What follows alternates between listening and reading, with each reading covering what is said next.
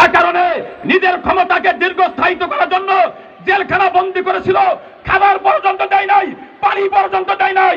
অন্য কারারক্ষী কারাবাহিনী যারা অর্থাৎ কারাবন্দী যারা পানি দিয়ে শোধ করছে তাদেরকে পর্যন্ত ধিক্কার দিয়েছে, তাদেরকে পর্যন্ত কষ্ট দিয়েছে।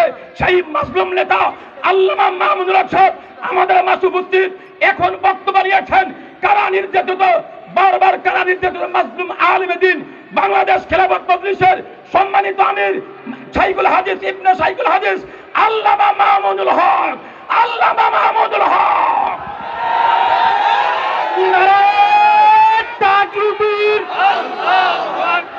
নারায়ে তাকবীর, আল্লাহু আকবার। নেতা কি আছে? কোন সে নেতা? কোন সে নেতা? মামুনুল হক, মামুনুল হক, মামুনুল হক। মার্কা কি? রিশকা। মার্কা আছে? রিশকা। কোন সে মার্কা? রিশকা। কোন সে মার্কা? রিশকা। খেলাফত মজলিসের মার্কা রিশকা।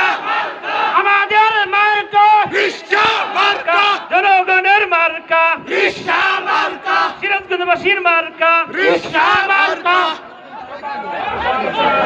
আসসালামু আলাইকুম ওয়া রাহমাতুল্লাহ। আমি যাচ্ছি তো দাঁড়িয়ে কি আছে? আলহামদুলিল্লাহি রাব্বিল আলামিন, ভাই والصلاة والسلام على سيد الأنبياء والمرسلين وعلى آله وأصحابه ومن تبعهم أجمعين। বাংলাদেশ খেলাফত মজলিস সিরাজগঞ্জ জেলা শাখা কর্তৃক আয়োজিত আজকের এই গণসমাবেশে উপস্থিত সংগ্রামী সভাপতি, উপস্থিত বাংলাদেশ খেলাফত